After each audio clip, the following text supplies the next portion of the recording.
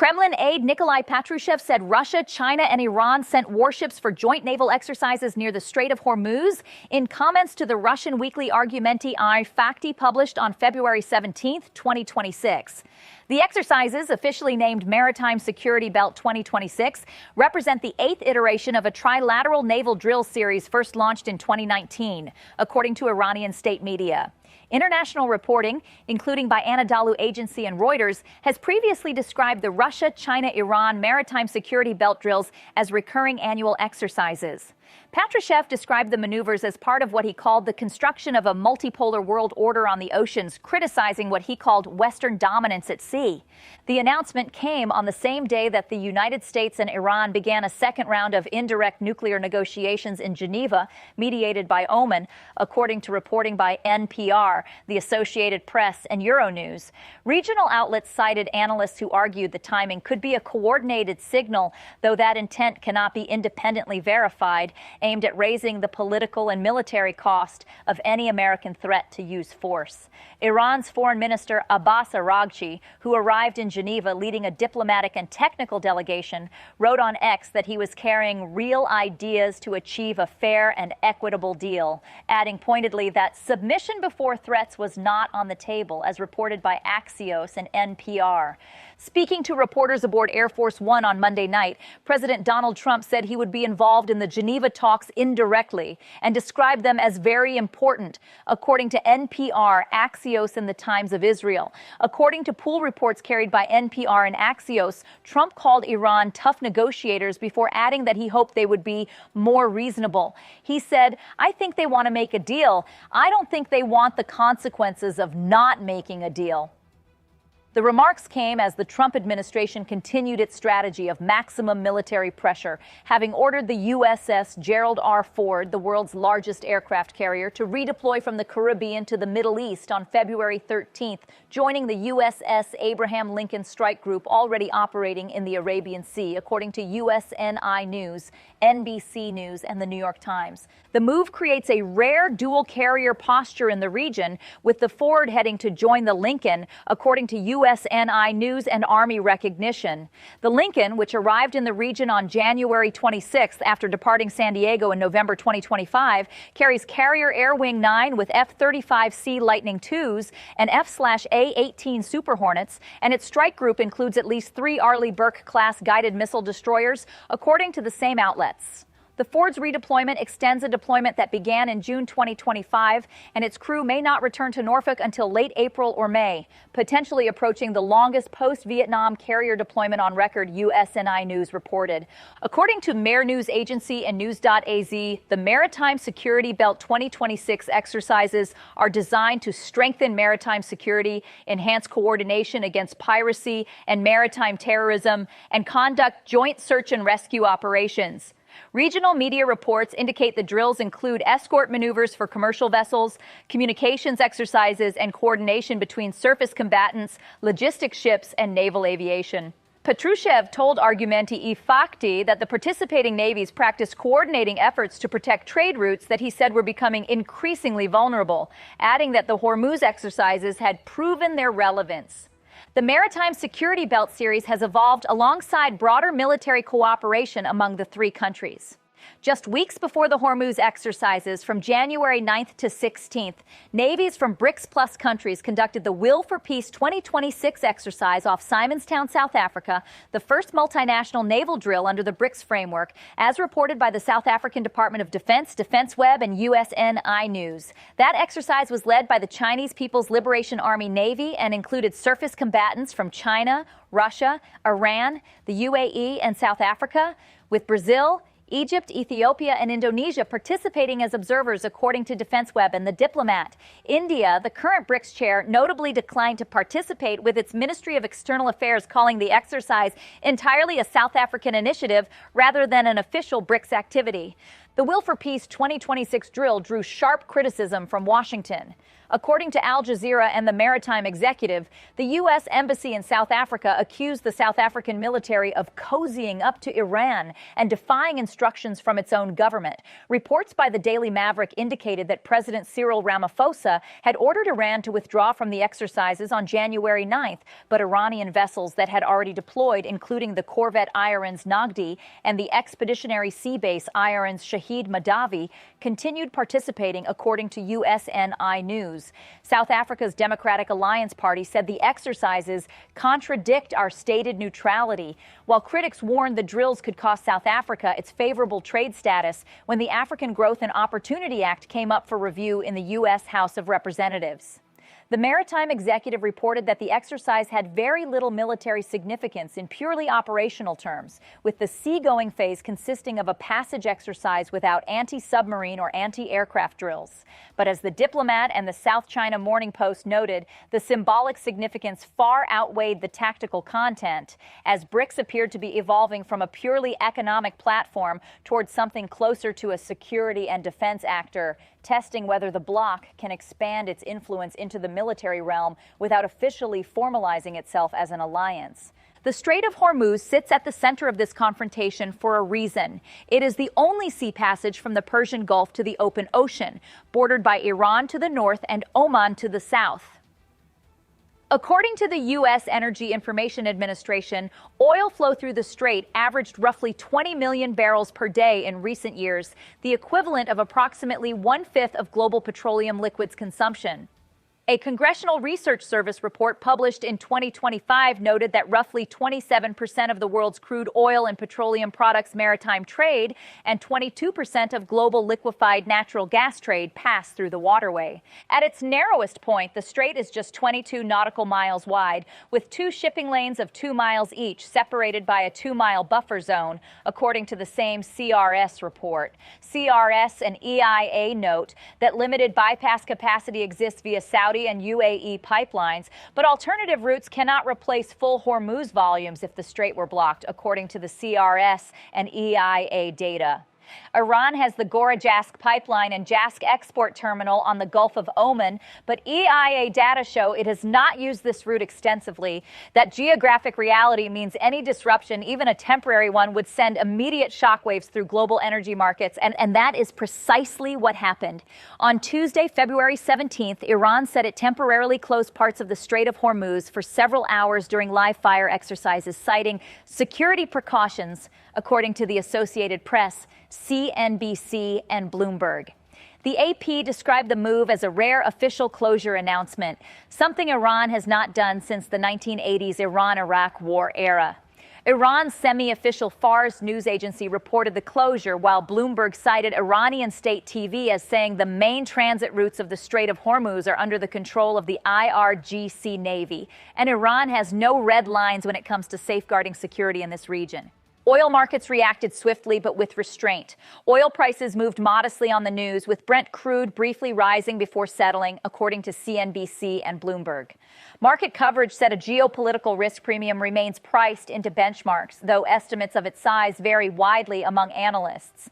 UPI reported that about 13 million barrels of crude oil were transported through the strait daily in 2025, representing approximately 31% of oil shipments by sea, citing data from the market intelligence firm Kapler. CNBC noted that Brent is up almost 13% since the start of 2026, driven largely by U.S.-Iran tensions. Jacob Larson, Chief Safety and Security Officer at BIMCO, told The National and CNBC that the temporary closure was likely to cause minor nuisance and delays to inbound shipping, but no major disruptions, noting that the exercise established a live fire area overlapping the inbound part of the strait's traffic separation scheme for only a few hours. But Larson also told The National that there is no alternative route to the Strait of Hormuz, a reality that amplifies any disruption, no matter how brief. Parallel to the Trilateral exercises, the Islamic Revolutionary Guard Corps Navy launched its own drill in the strait on Monday, February 16th, under the name Smart Control of the Strait of Hormuz. According to Iranian state-linked outlets Press TV and Tasnim, the combined live-fire exercises were directly supervised by IRGC Commander-in-Chief Major General Mohammad Pakpour. Press TV reported that the drills aim to test the readiness of IRGC naval operational units, review security plans and military response scenarios, and demonstrate what it called the smart use of Iran's geopolitical advantages in the Persian Gulf and the Sea of Oman. Iran Wire, an independent outlet focused on Iran, noted that the term smart control typically points to the use of drones, electronic warfare, and precision-guided missiles rather than reliance on traditional naval vessels alone. The outlet described this as reflecting Iran's broader shift toward asymmetric warfare, where smaller, high-tech or fast-attack assets are used to challenge a conventionally superior navy. The Jerusalem Post, citing a person familiar with the matter, reported that the exercise was an attempt by Tehran to push back against the U.S. The Post also quoted retired Vice Admiral Robert Harward, former deputy commander of U.S. Central Command, as saying Iran was playing poker as another confrontation with the U.S. seemed increasingly likely. IRGC Navy Commander Rear Admiral Alireza Tangsiri made some of the most pointed statements of the week. Speaking during the exercise, Tangsiri told Press TV and Mehr News Agency that Iran maintains total 24-hour intelligence surveillance over the Strait of Hormuz, covering surface, aerial, and subsurface domains. He described Iranian islands in the Persian Gulf and the Strait as impregnable fortresses and symbols of national honor, insisting that their defense falls under the IRGC's direct responsibility. According to Tangsiri, the Strait's security ensures the safe passage of more than 80 tankers and cargo ships daily, and the economies of regional and extra-regional states are inextricably linked to that security. Perhaps most significantly, Tangsiri told Mehr News Agency on Tuesday that the IRGC Navy is ready to carry out the task of closing the strait entirely whenever its superiors order it. He added that the weapon that reaches the battlefield on the day of war is different from what is shown in the exercise, suggesting that the capabilities displayed publicly are only a fraction of what Iran would deploy in an actual conflict. Tangsiri emphasized that the current iteration of the drill included what he called unprecedented tactical maneuvers and equipment not previously revealed, with only tantalizing glimpses shown publicly for deterrence value.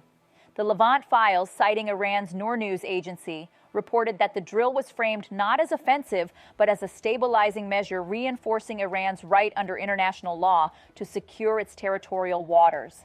Energy analysts have long described a full closure of the Strait of Hormuz as the mother of all disruptions, a scenario that no forecaster or investment bank currently considers their base case, a term frequently used by energy analysts. But even short of that extreme, the implications are severe. According to a financial analysis published by Financial Content on February 17th, the IRGC Navy's exercises over the past 48 hours included live-fire drills using land-based coastal batteries and fast-attack craft to launch cruise and ballistic missiles. The same report estimated that without the geopolitical risk premium, Brent crude would likely be hovering in the high 50s, given an anticipated 3.7 million barrel per day surplus projected by the International Energy Agency for the remainder of 2026. Multiple analysts cited by regional and international media have warned that energy-dependent economies in East and Southeast Asia would be especially vulnerable to any sustained disruption. The CRS report noted that it would be challenging to replace volumes of both commodities if the strait were closed, particularly in the short term. Meanwhile, CNBC reported that Brent crude is up almost 13% this year, largely because of U.S.-Iran tensions and the prospect of war in the oil-rich region. Dr. Lynette Nussbacher, an intelligence expert quoted by the Jerusalem Post, said that historically, just sneezing in the direction of Hormuz caused the spot price of oil to spike upwards, calling Iran's ability to use fast attack boats and land-based missiles to threaten the strait one of the most powerful weapons in Tehran's arsenal. For Russia and China, the Hormuz exercises serve a purpose that extends well beyond Iran's immediate standoff with Washington. Patrushev framed the Trilateral naval cooperation as part of a broader effort to build what he described as a multipolar energy and security order in which Moscow, Beijing, and Tehran seek to reduce their vulnerability to Western sanctions and pressure on the global petroleum market. He told Argumenti I-Facti that Russia intends to tap into the potential of BRICS, which should now be given a full-fledged strategic maritime dimension, according to Anadolu Agency, Middle East Monitor, and Bernama. For Beijing in particular, the stakes in the strait are enormous. China is one of the world's largest importers of Persian Gulf crude, And safeguarding energy transit routes from the Gulf across the Indian Ocean is vital to its economic security. The WANA Analysis Institute noted that for China, the exercises serve both a deterrent purpose and a means of countering Western-dominated maritime security frameworks. For Iran and Russia, demonstrating the capability to protect energy exports functions as leverage against sanctions enforcement. Defense and geopolitical commentators cited by multiple outlets have noted that while Russia and China do not openly speak of copying Trump's oil diplomacy, they are using control or influence over critical maritime routes, including Hormuz, the Indian Ocean, and the Gulf of Oman, as strategic counterweights to Washington. The confrontation is now taking shape as a dual-track standoff. On the American side, the dual-carrier deployment represents one of the most significant naval buildups in the region since the June 2025 war between Israel and Iran. According to USNI News, in addition to the Lincoln and the incoming Ford, there are at least 9 other warships in the region, including 5 Arleigh Burke-class guided missile destroyers, along with undisclosed submarine deployments and more than 30,000 troops stationed on bases across the Middle East. Air reinforcements include F-15E Strike Eagles relocated from RAF Lakenheath to Muwafaq Salti Air Base in Jordan, and British Eurofighter Typhoons deployed to Al Udeid Air Base in Qatar, according to USNI News and reporting by defense tracking outlets. The Ford originally deployed to Europe in June 2025 before being redirected to the Caribbean in October for operations in U.S. Southern Command, according to NBC News and The Aviationist. USNI News reported that if the Ford remains deployed past April 15th, it would break the 294-day post-Vietnam War record for carrier deployments set by the USS Abraham Lincoln in 2020 during the COVID-19 pandemic. But the American buildup has not gone unchallenged diplomatically. Gulf Arab nations, including Qatar, Saudi Arabia, Oman, and Egypt, have warned that any attack on Iran could spiral into another regional conflict in a Middle East, still recovering from the Israel-Hamas war in Gaza and the June 2025 Israeli strikes on Iran, according to the Associated Press and Euronews. Senator Lindsey Graham, who visited Israel on Monday and met with Prime Minister Benjamin Netanyahu, told Axios that Trump has 2 lines in the water, one diplomatic and one military, and that a decision point is approaching in weeks, not months. Graham said there is no daylight between Trump and Netanyahu on Iran policy. In Geneva, the indirect talks proceeded with U.S. Special Envoys Steve Witkoff and Jared Kushner representing Washington, while Iran's delegation was led by Foreign Minister Araghchi, according to CNN, NPR, and NewsNation. The inclusion of Kushner was expected, but the presence of U.S. Central Command Commander Admiral Brad Cooper marked the first time a senior U.S. military official joined indirect talks with Iran during Trump's second term, CNN reported. Iranian state TV reported that the negotiations focused solely on the nuclear issue, not on Iran's domestic politics or its crackdown on protesters. Araghchi had met the previous day with International Atomic Energy Agency Director General Rafael Grossi for what both sides described as substantive technical discussions, according to NPR and Euronews. After the talks concluded, Araghchi told Iran's state news agency IRNA that Iran remains distrustful of the U.S., but that a framework for future discussions could be reached if Washington maintains its current approach. Omani mediator Foreign Minister Badr al-Busaidi described the talks on X as very serious and said both sides would consult with their governments before a possible third round, according to CNN. On Tuesday afternoon, Iran also announced it would allow the IAEA to visit its nuclear facilities, what the Trump administration considers a first step toward productive negotiations, NewsNation reported. The rhetorical escalation has matched the military one. Euronews reported that Iran's supreme leader Ayatollah Ali Khamenei issued a pointed warning saying that, of course, a warship is a dangerous apparatus, but more dangerous than the warship is the weapon that can sink the warship into the depths of the sea. Chinese Foreign Minister Wang Yi, speaking at the 62nd Munich Security Conference in February, warned that any war involving Iran would have consequences across the entire region, stressing that escalating tensions could destabilize the broader Middle East, according to reporting compiled by multiple outlets. On February 3rd, a Marine Corps F-35C from the Lincoln's Air Wing shot down an Iranian Shahed 139 drone after it approached the carrier in the Arabian Sea, according to Army Recognition and USNI News. And just last week, Iran attempted to stop a U.S. flagged ship in the Strait of Hormuz, while 6 IRGC Navy gunboats also attempted to intercept the Lincoln in early February, according to the Associated Press and NPR, marking one of several direct confrontations between the two navies in recent weeks. For all the rhetoric, the Strait of Hormuz has never been fully closed by Iran. The Congressional Research Service noted that while Tehran has periodically threatened closure over the past 2 decades and mined the waterway during the Iran-Iraq War in the 1980s, prompting U.S. military action, it has never followed through on a complete blockade. That historical restraint is one reason markets have not panicked. But analysts across multiple outlets stress that the current moment is different. The convergence of nuclear negotiations, a dual American carrier deployment, IRGC live fire exercises, a trilateral naval presence, and the first ever temporary closure announcement creates a layered risk environment unlike anything seen in the Strait's modern history. What is unfolding in the waters around Hormuz is not simply a military exercise. It is a calculated, multi-layered message from Tehran and its partners to Washington. Iran is demonstrating that even as it negotiates in Geneva, it retains the capacity and the willingness to turn the world's most important energy choke point into a lever of strategic pressure. Russia and China are signaling that any American military action against Iran would face not just Iranian resistance, but a broad